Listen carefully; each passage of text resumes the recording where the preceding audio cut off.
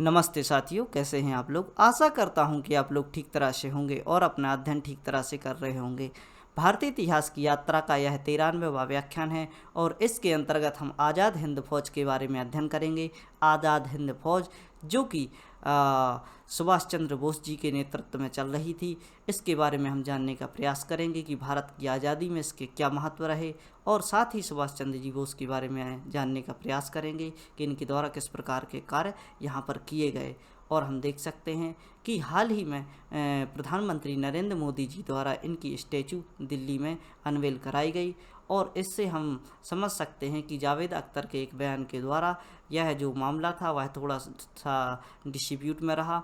और इस प्रकार के जो भी प्रश्न होते हैं, जो भी पुरानी जो भी स्टैचू वगैरह होती हैं और जो भी भारतीय इतिहास से संबंधित जानकारी होती हैं, अगर वह किसी डिस्प्यूट में आ जाती हैं तो अपनी जो परीक्षाओं की दृष्टि से बहुत ही महत्वपूर्ण हो जाती हैं, अतः इनसे प्रश्न बनने की बहुत ही संभावना है।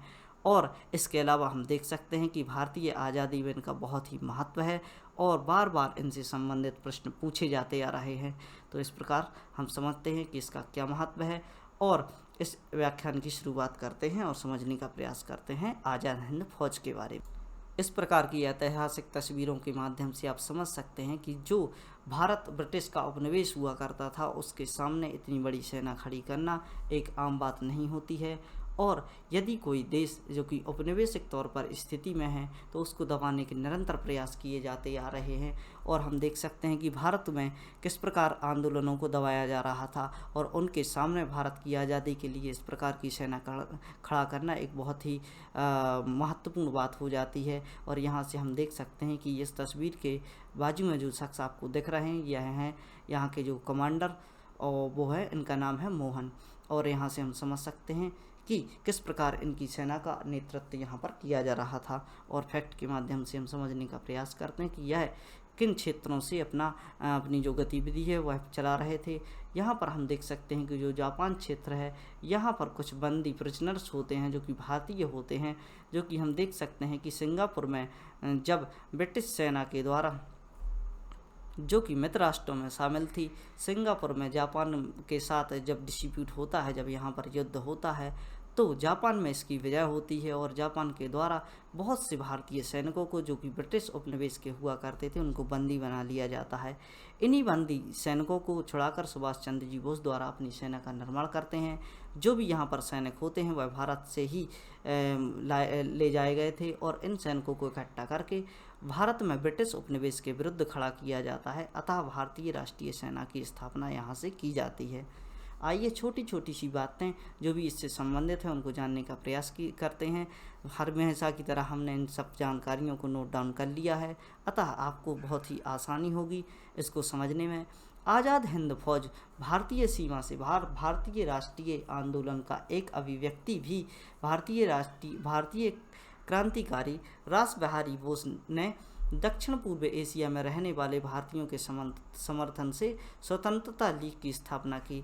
यानी जो भारतीय राष्ट्रीय जो भी सेना है, इसकी स्थापना भारत के बाहर स्थापित की गई थी। और यहाँ पर हम देख सकते हैं इसकी स्थापना रास बिहारी बोस के द्वारा की गई थी, और इसे भारतीयों के समर्थन से स्वतंत्रता लीग का गठन किया गया। यानी बाहर रह रहे भारतीयों को इकट्ठा करके भारतीयों की आज़ादी के लिए और इनको इकट्ठा करने का प्रयास किया गया। सन 1942 का जो समय है उसको आप समझ ही चुके हैं कि 1942 में क्या बातें चल रही थी। भारत में भारत छोड़ो आंदोलन की शुरुआत यहीं से होती है। और साथ ही हम देख सकते हैं कि NIA के क्या महत्व रहे। यहाँ पर हम देख सकते हैं कि 1942 में रास बिहारी बोस ने टोक्यो में एक सम्मेलन आयोजित किया। टोक्यो जो कि जापान की राजधानी हुआ करती थी, टोक्यो में एक सम्मेलन आयोजित किया जाता है। इसका नेतृत्व रास बिहारी बोस के द्वारा किया जाता है, जिसमें भारतीय राष्ट्रीय सेना या आज़ाद हिंद फौज का गठन किया जाता है। यानी आज़ाद हिंद फौज का गठन किन के प्रयासों से किया गया, वह थे रास बिहारी बोस। समय था 1942 और राजधानी थी जापान की टोक्यो। सेना का मुख्य रूप से भारतीय सैनिक थे, मतलब इस सेना में मुख्य रूप से भारतीय सैनिक थे। जो भी भारतीय सैनिक भारत से बाहर यानी इन क्षेत्रों में हुआ करते थे उनको एकत्रित कर यह सेना बनाई गई थी। अतः इसमें भारतीय सैनिक उपस्थित हुआ करते थे, जिन्होंने द्वितीय विश्व युद्ध में सिंगापुर के पतन के पश्चात जापानी सेना के समक्ष आत्मसमर्पण कर दिया था। यानी जब जापान का डिस्ट्रीब्यूट ब्रिटेन से होता है, जो कि द्वितीय विश्व युद्ध के समय हो रहा था, तो इस युद्ध में जो भी भारतीय सैनिक हुआ करते थे, इनके द्वारा आत्मसमर्पण कर लिया जाता है। अतः जो कि जापान है, जापान के द्वारा इन्हें प्रिजनर्स बनाकर अपनी जेलों में रखा जाता है। इसके पश्चात जापानी सेना के समक्ष जब समर्पण कर दिया जाता है, तो भारतीय राष्ट्रीय सेवा में संकल्पना कैप्टन मोहन सिंह के दिमाग की यहाँ से उपज प्रारंभ होती है कि इन जो भी यहाँ पर प्रिजनर्स बनाए हुए जो भी यहाँ पर कैद जो सैनिक हैं उनको आज़ाद कराया जाए तथा भारत की आज़ादी के लिए इनका प्रयोग किया जाए। यह उपज किसकी थी? कैप्टन मोहन की। कैप्टन मोहन की तस्वीर हम आगे देख चुके हैं, जो कि सुभाष चंद्र बोस के साथ रहा करते थे। जून 1943 का समय होता है। 1943 में क्या घटना होती है? जून 1943 में रास बिहारी बोस ने बैंकॉक सम्मेलन में यह निर्णय लिया कि आज़ाद हिंद फौज भारतीय स्वतंत्रता के लिए संघर्ष करेगी। जब 43 का समय होता है, 1943 का समय, रास बिहारी बोस के द्वारा निर्णय लिया जाता है, जो कि बैंकॉक में एक डिक्लेरेशन होता है, बैंकॉक सम्मेलन होता है। इस सम्मेलन में आज़ाद हिंद फौज भारतीय स्वतंत्रता के संघर्ष में कार्य करेगी, इस प्रकार का निर्णय लिया जाता है। जून 1943 का समय होता है, जब सुभाष चंद्र बोस टोक्यो पहुंचने पर भारतीय सेना की कमान रास बिहारी बोस ने सुभाष चंद्र बोस को सौंप दी। और यहाँ से हम देख सकते हैं कि जून 1943 में ही जब इनके द्वारा टोक्यो सम्मेलन का आयोजन किया जाता है, तो जून 1943 में सुभाष चंद्र के हाथों में यह भारतीय राष्ट्रीय सेना की कमान रास बिहारी बोस के द्वारा सुभाष चंद्र बोस को सौंप दी जाती है तथा इन्हें सेना का सर्वोच्च कमांडर नियुक्त किया जाता है। आगे देखते हैं। 31 अक्टूबर 1943 को सुभाष चंद्र बोस ने सिंगापुर में स्वतंत्र भारत की अंतरिम सरकार का गठन किया। यानी यहाँ से हम देख सकते हैं कि स्वतंत्र भारत की जो भी सरकार थी, उसका निर्माण इन्होंने यहाँ से कर लिया था, जो कि सिंगापुर क्षेत्र में इन्होंने अधिकार किया तथा सिंगापुर में भी अपनी सेना का गठन करके यहाँ पर अपना कार्यालय स्थापित कर दिया। भारतीय राष्ट्रीय सेना में कई सैनिक टुकड़ियां थी। यहाँ पर हम देख सकते हैं कि इन्होंने अपने जो कि भारत को आज़ाद कराने के लिए विभिन्न टुकड़ियां, जो भी सैनिक टुकड़ियां होती थी, यहाँ पर स्थापित की, जिनका नाम गांधी, जवाहर, लक्ष्मीबाई तथा ब्रिगेड हुआ करता था। महिलाओं के लिए एक पृथक जो भी सेना है उसको बनाई जाती है। इसे रानी लक्ष्मीबाई ब्रिगेड का गठन किया, यानी रानी लक्ष्मीबाई के नाम से जाना जाता है। जो महिलाओं को एकत्रित करके यह जो सेना बनाई गई थी, इसे रानी लक्ष्मीबाई ब्रिगेड के नाम से जाना जाता है। इसका भी गठन यहाँ पर किया गया था। आगे देखते हैं आज़ाद हिंद फौज के बारे में। 1 मार्च 1944 का समय होता है, जब भारतीय राष्ट्रीय सेना अपना सैन्य अभियान प्रारंभ करती है। और 1 मार्च 1944 के समय में जब यह सुसंगठित हो जाते हैं, अच्छे तरीके से सेना का निर्माण कर लिया जाता है, तो अपना प्रथम सैन्य अभियान प्रारंभ करते हैं। भारतीय राष्ट्रीय सेना सैन्य दस्ते ने जापानी सेना के साथ रंगून कोहिमा होते हुए, यानी कुछ जापानी सैनिकों के साथ मिलकर रंगून होते हुए कोहिमा होते हुए नागालैंड तक पहुंच जाते हैं। यह जो क्षेत्र है, यह कोहिमा क्षेत्र तथा नागालैंड क्षेत्र, जो कि आज भारत का हिस्सा है और उस समय पर भी अखंड भारत का हिस्सा हुआ करता था, यहाँ तक पहुंच जाते हैं तथा इम्फाल को घेर लिया जाता है। इन्हें अंडमान और निकोबार द्वीप समूह पर भी अधिकार कर लिया जाता है। यहाँ से हम देख सकते हैं कि रंगून, कोहिमा तथा नागालैंड तक पहुँचने के बाद यह इम्फाल को घेर लेते हैं और इसके बाद अंडमान और निकोबार द्वीप समूह में भी इनका अधिकार हो जाता है। अंडमान निकोबार द्वीप समूह के कुछ नाम हैं, उनको परिवर्तित करके, जो कि रोस महाद्वीप है, सुभाष चंद्र बोस के नाम पर इसका जो नाम रखा गया है, वह इसका कारण यह है कि सुभाष चंद्र बोस के द्वारा अंडमान निकोबार क्षेत्र को सबसे पहले स्वतंत्र करा लिया गया था। अतः मित्र राष्ट्रों की सेना द्वितीय विश्व युद्ध में मई 1945 तक ब्रिटिश सैनिकों ने रंगून पर अधिकार कर लिया।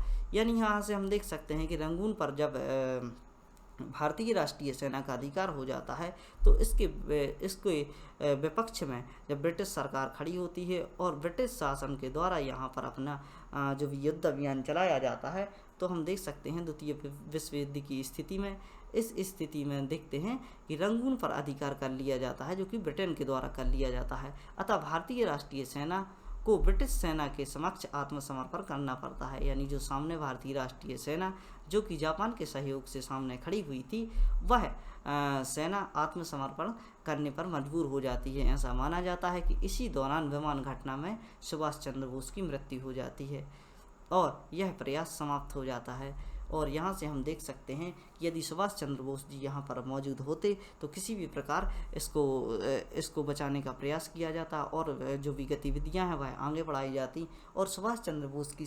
विमान में मृत्यु होने के बाद यह जो कार्य है, जो क्रियाविधि है, यहाँ से समाप्त हो जाती है। यद्यपि भारतीय राष्ट्रीय सेना अपने उद्देश्यों को प्राप्त करने में असक्षम रही।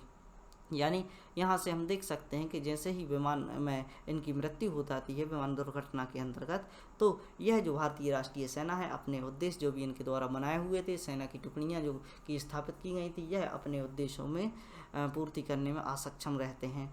परंतु भारतीय राष्ट्रीय आंदोलन में इसका अत्यंत महत्व है। यहाँ से हम देख सकते हैं कि भारतीय राष्ट्रीय आंदोलन में भारतीय स्वतंत्रता के प्रश्न को सिर्फ अंतर्राष्ट्रीय स्वरूप प्रदान किया। यानी यहाँ पर हम देख सकते हैं कि जो भारतीय राष्ट्रीय सेना हुआ करती थी, इसके द्वारा अंतर्राष्ट्रीय स्तर पर इसकी बात पहुँचाई गई और हम देख सकते हैं कि वह ब्रिटिश सेना के विरोध में एक सेना खड़ी करना एक बहुत ही महत्वपूर्ण बात होती है तथा विदेशों में भी इसकी चर्चा होने लगी। अपितु भारतीय राष्ट्रीय आंदोलन की गति को तीव्र किया। यानी यहाँ से हम देख सकते हैं कि साथ ही भारतीयों में यह भावना भी जाग गई कि हम भी एक प्रकार से सेना का गठन कर सकते हैं और भारतीय राष्ट्रीय आंदोलन की जो गति है वह तीव्र हो गई। इस प्रकार सांप्रदायिकता अपने चरम पर थी। यानी यहाँ पर हम देख सकते हैं 42 से 45 के समय में पृथक पाकिस्तान की जो मांग की जा रही थी, तो यहाँ पर सांप्रदायिक रूप से भारत टूट रहा था। एक और मुस्लिम लोग अपने कार्यों के लिए, अपने वर्चस्व के लिए अपना सहयोग कर रही थी, दूसरी ओर कांग्रेस अपने भारत के संविधान निर्माण करने की बात कर रही थी। तो दूसरी ओर यहाँ पर हम देख सकते हैं कि सुभाष चंद्र जी बोस द्वारा सीधे हथियारों के माध्यम से आज़ादी प्राप्त कराने का प्रयास किया जा रहा था, जो कि सुभाष चंद्र जी बोस द्वारा अपना जो कार्य किया जा रहा था वह इस सांप्रदायिकता की बात के बिल्कुल विपरीत होता है। परंतु जब सुभाष चंद्र बोस जी अपने भारतीय राष्ट्रीय सेना के द्वारा सांप्रदायिक सौहार्द की अनूठी मिसाल प्रस्तुत करते हैं। इनकी सेना में सभी जातियों से संबंधित लोग हुआ करते थे। यहाँ पर हम देखते हैं कि इन्होंने पूरे भारतीय समाज को सुसंगठित करने का प्रयास किया, अपने सेना को इस प्रकार डेवलप किया कि इसमें किसी भी प्रकार के भेदभाव की संभावना नहीं थी और कोई भी जातिवादी कोई भी प्रकार की गतिविधियां नहीं हो रही थी। तो यहाँ पर हम समझ सकते हैं कि इन्होंने एक सौहार्दपूर्ण अनूठी मिसाल प्रस्तुत की तथा भारतीय राष्ट्रीय सेना के गठन में इसकी अवधारणा को खंडित किया। यानी जो भारतीय राष्ट्रीय सेना ने जो भी सांप्रदायिकता की जो अवधारणा चली आ रही थी उसको खंडित करने का प्रयास यहाँ पर किया कि भारतीय सैनिक अंग्रेज के समर्थक है। और यानी हम देख सकते हैं कि जो ब्रिटिश हुआ करते थे वह अपनी सेना जो कि भारतीय सैनिकों के साथ लड़ा करते थे। अतः यहाँ से स्पष्ट हो जाता है कि जब सुभाष चंद्र बोस द्वारा जो सेना का गठन किया जाता है, यहाँ से स्पष्ट हो जाता है कि भारतीय सैनिक अंग्रेजों के हितैषी नहीं हैं बल्कि उनके विपक्ष में कार्य कर रहे हैं। आगे देखते हैं इसके बारे में। द्वितीय विश्व युद्ध की समाप्ति के पूर्व ही मित्र राष्ट्रों की सेना शक्तिशाली हो जाती है और मित्र राष्ट्रों की सेना जब शक्तिशाली हो जाती है तो यहाँ पर हम देख सकते हैं कि जैसे ही युद्ध की समाप्ति होती है तो जब ब्रिटेन की विजय होती है तो वह फूलने लगते हैं। और यहाँ पर हम देख सकते हैं कि ब्रिटेन, जैसे कि ब्रिटेन है, फ्रांस है, यूएसए है, यह जो मित्र राष्ट्रों में शामिल देश थे वह शक्तिशाली हो जाते हैं। इसी समय ब्रिटिश सेना ने जापानियों को बर्मा को वापस खदेड़ दिया। यानी यहाँ पर हम देख सकते हैं कि जो बर्मा पर जापानियों का अधिकार हुआ करता था उस क्षेत्र से जापानियों को ब्रिटिश सेना के द्वारा बाहर कर दिया जाता है, जिसके कारण भारतीय सेना ने भी ब्रिटिश सेना के समक्ष आत्मसमर्पण करना पड़ा। यानी जो यहाँ पर डिप्लॉय भारतीय राष्ट्रीय सेना थी वह भी ब्रिटिश सेना के समक्ष यहाँ पर इनको आत्मसमर्पण करना पड़ता है तथा युद्धवादियों पर राजद्रोह का मुकदमा चलाया गया। यानी जो भी युद्धवादी हुआ करते थे ब्रिटेन की सेना जो कि भारतीय क्षेत्र से लड़ रही थी वह इसके विपक्ष में जो भारतीय राष्ट्रीय सेना चल रही थी, जैसे ही उनके लिए आत्मसमर्पण किया जाता है उन सैनिकों के द्वारा भारतीय क्षेत्र में इनको बंदी बना लिया जाता है और इन पर मुकदमा चलाया जाता है। इसमें प्रमुख कर्नल शाहनवाज, कर्नल प्रेम सहगल और कर्नल गुरुबख्श सिंह पर ब्रिटिश शासन के विरुद्ध युद्ध करने की तथा हत्या के आरोप लगाए जाते हैं। यानी यहाँ से हम देख सकते हैं कि जो भी भारतीय राष्ट्रीय सेना के प्रमुख जो भी कमांडर हुआ करते थे उनको गिरफ्तार कर लिया जाता है। इन कमांडर में वो जो भी प्रमुख होते हैं इनका नाम होता है जो कि कर्नल शाहनवाज, कर्नल प्रेम सहगल और कर्नल गुरुबख्श सिंह। यानी इन तीनों को यहाँ पर प्रमुख रूप से जो 3 कमांडर हुआ करते थे इनके विरुद्ध कार्रवाई करने तथा हत्या के आरोप लगाकर इन पर कार्रवाइयाँ की जाती हैं। इन पर लाल किले का मुकदमा चलाया जाता है। प्रश्न पूछ लिया जाता है कि लाल किले में किन के विरुद्ध मुकदमा चलाया गया, जो कि भारतीय राष्ट्रीय सेना के कर्नल हुआ करते थे, जिनमें शाहनवाज, प्रेम सहगल तथा कर्नल गुरुबख्श हुआ करते थे। इनके विरुद्ध लाल किले का मुकदमा चलाया जाता है।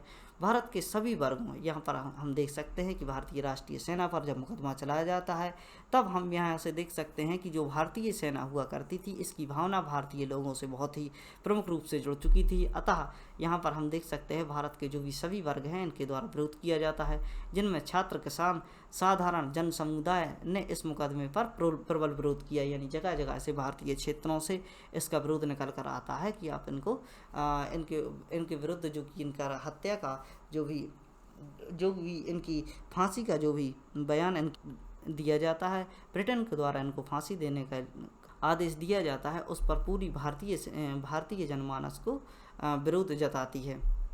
और यहाँ से हम देख सकते हैं विभिन्न राजनीतिक दलों तथा नेताओं ने इसका विरोध किया। भूला भाई देसाई के नेतृत्व में तेज बहादुर सप्रू, नेहरू, चिनवा आदि ने इस मुकदमे की पैरवी की। यानी यहाँ पर जो कि यहाँ पर प्रमुख रूप से जो वकील हुआ करते थे, जैसे कि बहादुर सप्रू है, नेहरू जी हैं, वह चिनवा आदि ने इसके मुकदमे की पैरवी की। इससे संगठित प्रयासों के बाद ही इन सैन्य अधिकारियों को फांसी दी गई। यानी हम यहाँ से देख सकते हैं कि सभी प्रकार के प्रयास एवं आंदोलनों के फलस्वरूप भी इन जो सैन्य अधिकारी हुआ करते थे उनको फांसी दी गई। चूँकि हम देख सकते हैं कि द्वितीय विश्व युद्ध में भी भारत के द्वारा ब्रिटेन का सहयोग दिया गया था, अतः भारतीय राष्ट्रीय सेना के विरुद्ध इस प्रकार की कार्रवाई, भारतीय सैनिकों को फांसी पर चढ़ा देना, इससे भारतीय जनमानस में और भी आक्रोश पैदा हो गया। यानी भारतीय जनता और भी भड़क चुकी थी। भारतीय राष्ट्रीय सेना पर मुकदमे के बारे में हम जानें तो इनको दिए गए मृत्युदंड से संपूर्ण भारत में आक्रोश उत्पन्न हो गया और विरोध प्रदर्शन किए जाने लगे। परिस्थिति की विषमता को देखते हुए वायसराय ने अपने विशेषाधिकारों का उपयोग करते हुए इन्हें मुक्त कराने का आदेश दे दिया। यानी यहाँ पर हम देख सकते हैं कि जैसे ही इन पर मृत्युदंड दिया जाता है तो संपूर्ण भारत में इसके विरोध निकल कर आते हैं। और यहाँ से हम देख सकते हैं कि विरोध प्रदर्शन किए जाने की परिस्थिति में जब भारत में विषमता पैदा होते हुए देखते हैं तो वायसराय द्वारा अपने विशेष अधिकारों का प्रयोग किया जाता है। यानी यहाँ से हम देख सकते हैं कि जिस प्रकार आज के समय में राष्ट्रपति को यह अधिकार होता है कि वह फांसी की सजा को भी माफ़ कर सकता है या अपने विशेष अधिकार इनके पास जो होते हैं उनके द्वारा इनका प्रयोग करके किसी भी प्रकार की सजा को माफ़ किया जा सकता है। अतः इस प्रकार की स्थितियों को देखते हुए वायसराय ने अपने विशेष अधिकारों का प्रयोग किया तथा इन्हें मुक्त करने का आदेश दे दिया। वायसराय ने भारतीय राष्ट्रीय सेना के विद्रोह के कारण ऐसा कदम उठाया। यानी भारतीय राष्ट्रीय सेना के द्वारा जब इस प्रकार के विरोध किए जाते हैं तो उनको ऐसा कदम उठाना पड़ता है। अतः जब इस प्रकार के कदम उठाए जाते हैं तो भारत की एक जीत होती है। इन सैन्य अधिकारियों के लिए भारतीय जनमानस के संघर्ष ने भारतीय राष्ट्रीय सेना के प्रभावों को प्रखर कर दिया। यानी भारतीय राष्ट्रीय सेना के जो भी प्रयास थे भारत को स्वतंत्र कराने के, उनके प्रति इनकी जो भावना थी उनको उस भावना का प्रमुख रूप से देखने को हमारे लिए जो यहाँ से इनका रिजल्ट मिलता है वह प्राप्त होता है। इसने ब्रिटिश भारतीय सेना को भी प्रभावित किया। यानी जो ब्रिटिश भारतीय सेना में भारतीय सैनिक हुआ करते थे उनको भी प्रभावित किया। जैसे कि हम देख सकते हैं 18 फरवरी 1946 में नौसैनिक विद्रोह होता है, वह इसी की परिणति माना जाता है। यानी जो कि भारतीय सेना यहाँ पर कार्य कर रही थी, जो कि नौसेना में जो सैनिक हुआ करते थे, भारतीय हुआ करते थे, इनके द्वारा भी 1946 में जो विद्रोह किया गया वह इसी को सीख लेकर किया गया। और इस विद्रोह के बाद हम देख सकते हैं कि भारत की आज़ादी का मार्ग प्रशस्त हुआ। आशा करता हूं कि इस प्रकार की जो जानकारी है आपको समझ आई होगी और इस प्रकार की जानकारी के लिए बने रहिए study right by Mani Pandey से। और समझते रहिए कि किस प्रकार भारतीय इतिहास को बनाया गया, भारतीय इतिहास के महत्व एवं भारतीय इतिहास से संबंधित सभी प्रश्नों के उत्तर आपको इनमें ही मिलेंगे। और जो भी बैकग्राउंड इन्फॉर्मेशन है, इसके माध्यम से आप किसी भी प्रकार के प्रश्न के उत्तर आसानी से दे सकेंगे। इस लेक्चर को ऐसे बच्चों तक पहुंचाने का प्रयास कीजिए जो इस प्रकार की जानकारी लेना चाहते हैं और अपने अध्ययन को जारी रखना चाहते हैं। इसी प्रकार पढ़ते रहिए, खुश रहिए। जय हिंद, भारत माता की जय।